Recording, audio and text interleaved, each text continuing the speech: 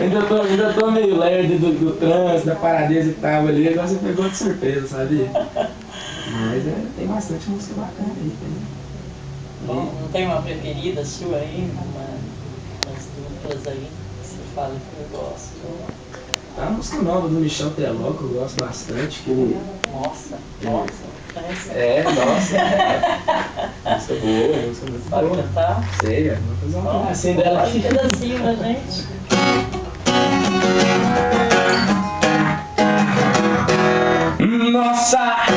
Nossa, assim você me mata.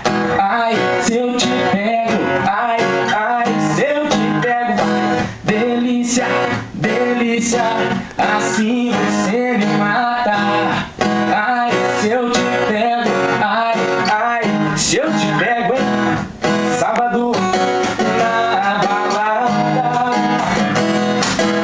a galera começou a dançar e passou uma menina mais linda. De coragem comecei a falar. Nossa, assim você me mata. Ai, se eu te pego, ai, se eu te pego, delícia, assim você me mata. Ai, se eu te pego, ai, se eu te pego, hein? Muito bem, tá vendo? Sim. Vai ser legal gravar umas nesse estilo assim. Mas já vi muita novidade bacana por ter certeza. Legal. E onde você gostaria, por exemplo, você vai gravar o TVB?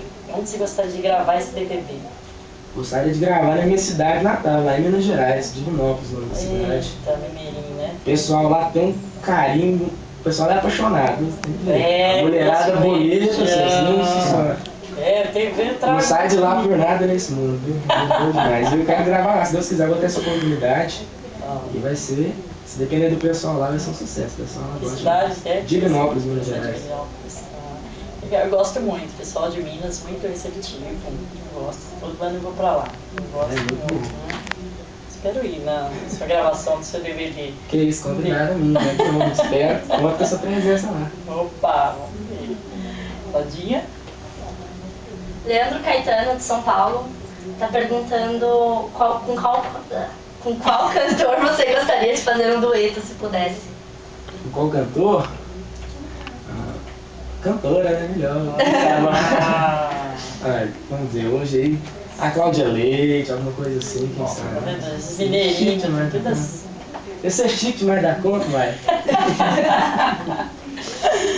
Ai, Claudinha. Fernanda, de Santos. Você escreve só sobre coisas da sua vida ou sobre as pessoas que você conhece? Escrevo sobre tudo, igual eu falei, às vezes você vê uma palavra num filme, uma palavra, você lê alguma coisa, história de amigos, história que as pessoas contam, histórias que acontecem comigo também, então a gente busca tudo que acontece que a gente acha interessante e tenta passar pro papel. Às vezes dá certo. Dá, né? Às vezes vira por aí mesmo, né? A gente nunca sabe, né? Sabrina, de São Bernardo do Campo, tá perguntando quantos anos você tem e se você tem namorada. Ei, gente. Vai começar cartinhas pro programa, tá, gente? Tem que fazer a promoção pra arrumar namorada pra mim, eu tô solteiro. Vamos fazer aqui. Eu tenho 16 anos, tô procurando. Não achei ainda não, aí eu falo que meus namorados são minhas fãs, então... Mas eu tô livre, leve e solto. Tô novinho, tá procurando. Tô procurando. Ninguém me quer, como é que faz? Ó, vai ter cartas pro programa, vai ter que mandar tudo pra lá, pra Claudiana depois. Pode mandar. Então tá, ó. Thaísa, de São Bernardo, tá perguntando pro doutor, ela tá dizendo que a mãe dela diz que não pode usar a chupeta porque altera o desenvolvimento dos dentes do bebê, se isso é verdade. Começar um papo das avós. Começar um papo das avós.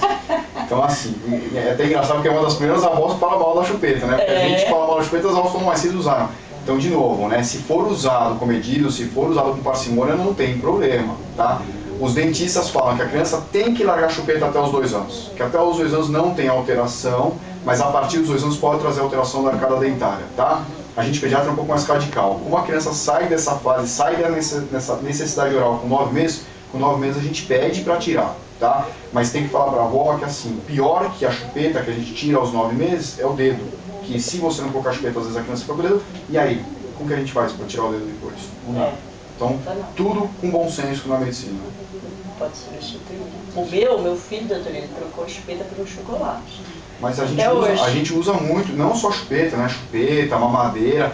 É feio falar, mas assim, existe uma pediatria na teoria, existe uma pediatria na tua vida, né? Ah, não pode fazer chantagem com criança, tudo. A chantagem às vezes faz parte da gente, né? A gente fala, ó, eu vou fazer o regime durante a semana, porque no final de semana tem uma festa, eu vou comer o que eu posso. A gente chantageia a gente mesmo o dia todo, né? O que a gente pode fazer com as crianças? Então, por exemplo, meu filho com 3 anos precisava sair da mamadeira e não dava, não tinha jeito. E a gente, como pediatra, avisa, cuidado com essa retirada da mamadeira, porque todo mundo sai da mamadeira. Mas o risco que você tem de uma criança parar de tomar leite é muito grande. Então tem que fazer uma coisa na boa. Então eu falei, Bruno, hoje ele está com 4 anos, Bruno, tem criança que precisa de mamadeira, tá? Vamos dar mamadeira para as crianças? Ah, mas eu quero ganhar o brinquedo X, nem lembro qual que era, um brinquedo lá que tinha. Ah, então tá bom. Então sabe o que a gente pode fazer? A gente pode pegar a sacola, levar para a loja, a menina da loja vai levar para as crianças e a gente troca o brinquedo. Tá combinado? Tá combinado. Então quando você vai combinar uma coisa com a criança, troca ideia com ela, explica o que está acontecendo, uma criança de 2, 3 anos. Fomos lá, ele pegou a sacola e falou, tia, essas mamadeiras são para as crianças carentes que não tem onde tomar leite. Vamos pegar o brinquedo? Pegou o brinquedo, falou, Bruno, dá tchau para a sacola. Deu um tchau para a sacola e foi embora. Daí, o primeiro dia foi fácil? Não foi fácil. O segundo dia não foi fácil, o terceiro tá aí tomando. É isso aí, entendeu? Então o importante sempre é, como a gente está falando de crianças mais velhas, converse com as crianças participam. O nosso erro, na verdade, é de impor as coisas. Então você conversa com a criança, vê qual que é a vontade, é óbvio, entendeu? Tem vontades que dão para ser feitas, tem vontades que não dão para ser feitas, mas cuidado para não impor tanto para as crianças. Tá? Então isso que você fez, você acha que não é errado, acho que está certo. Tinha de 2 anos, eu acho. Acho que está certíssimo isso aí. Ele fez isso, no outro dia ele perguntava, e chupeta? Aí o pai falava, você não trocou pelo chocolate? Aí ele lembrava. É igual os do videogame hoje, né? Então, eu não vou ligar o videogame porque meu filho vai... Eu tenho na minha casa videogame e meu filho sabe. Videogame é dia que não tem aula. Então ele acorda no sábado e fala, pai, hoje tem aula? Eu falo, não, pode jogar videogame, ele joga videogame só a horinha e pronto.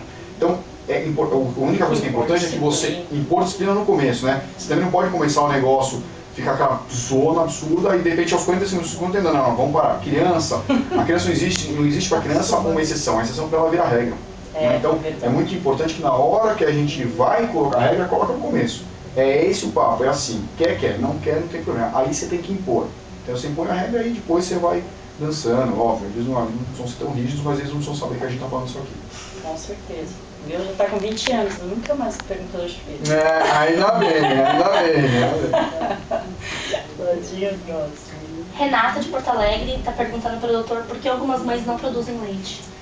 Na verdade assim, a mãe que não produz leite, na verdade, é aquela mãe que você pode ter alguns problemas, na verdade. Ou ela teve uma cirurgia mamária, tanto de prótese, para aumentar o peito, ou para redução. Realmente, essas cirurgias, independente existe aquela teoria, né, que você tem a metodologia antiga, qualquer metodologia, tanto antiga quanto nova, tem uma diminuição do leite, tá? Mas aquela mãe que não teve cirurgia e que não tem leite, na verdade, é uma mãe que não está bem orientada em relação à amamentação. Por quê? Porque a amamentação, na verdade, quanto mais você estimula, mais a criança vai esvaziar o peito, mais essa mãe vai produzir. Então, se ela não tem leite suficiente, provavelmente é que a criança não está sugando de uma forma suficiente e esvaziando o peito o suficiente. De novo, aí entra o papo de conversar com o pediatra, às vezes até com o obstetra. Né? Existem hoje medicações que podem ajudar um pouquinho na produção materna, de leite, remédios nasais, remédios sistêmicos que ela toma, e hoje isso existe e ajuda muito na amamentação. E a alimentação também da mãe influencia. A alimentação, na verdade, o que é muito importante na alimentação da lactante, da mulher que está dando de mamar, é uma boa hidratação.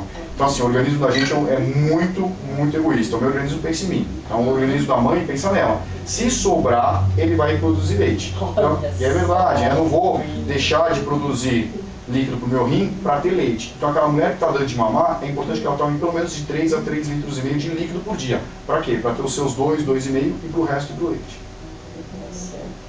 Uma coisa que eu queria perguntar, doutores, que me fizeram também. Como saber o bebê enxerga bem? Na verdade é assim, né? É muito engraçado. O bebê enxerga é uma das perguntas dos pais, né? Quando a gente fala, não enxerga... Você tem que fazer aquele teste, coloca a mão, ele vai pra lá...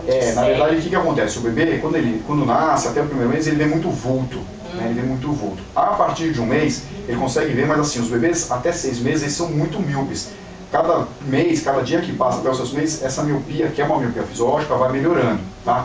Então, o que chama a atenção dos bebês? As cores primárias. Então, o bebê vê um brinquedo vermelho, vê um brinquedo amarelo, vê um brinquedo azul. E os contrastes, branco e preto, né? Então a gente brinca que todo bebê é corintiano, porque eles adoram branco e preto. Pena que não é todo bebê que é corintiano, deveriam ser, mas não são, tá? Mas eles enxergam da forminha deles. Um bebê, aos 6 meses, ele tem 98% da visão que ele vai ter no final. Só que 98% da visão do bebê garante que é mais do que a gente tem aqui hoje, tá? Então eles já enxergam perfeitamente, tá?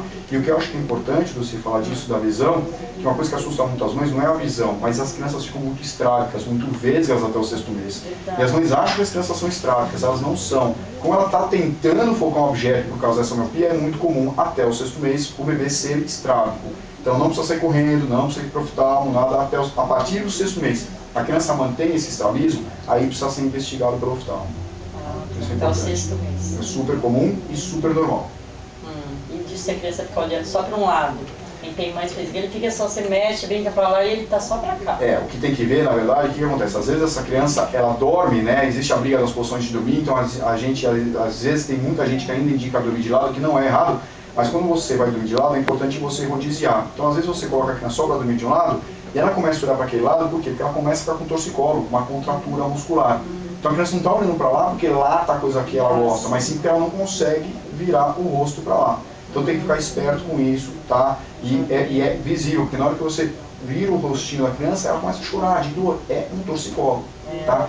Então, por isso, para vocês que estão colocando os bebês para dormir de lado, é importante. Numa mamada, ponha para a direita, na mamada seguinte, ponha para a esquerda. Para quê? Para ele sempre compensar um lado em relação ao outro.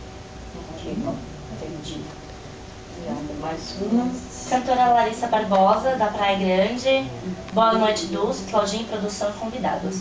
Ela está perguntando para o Thales Maia qual é o seu cantor ou cantora preferido e em qual ídolo você se espelha. Meu cantor favorito é o Daniel, que sou fãzaço dele. Eu já conversei com ele, já encontrei com ele pessoalmente. O cara é um exemplo de pessoa, como ser humano, gosto demais do Daniel. Cantor preferido e ídolo, Daniel. Sabe uma música dele? Nossa, aí você perdeu aqui. Como que pode? Um ídolo e você? Tem muita música aqui. A verdade é o seguinte, quando eu tinha dupla, eu não tocava muito violão. Tá. Mas você quer a música mesmo? Eu adoro amar você. Tá, você tá falando porque tem que acompanhar, né? Mas Daniel, você diversas músicas dele. Acompanho, vi na Marília Gabriela, essa entrevista que ele deu lá. Fiquei até alta, até tarde lá vendo, então.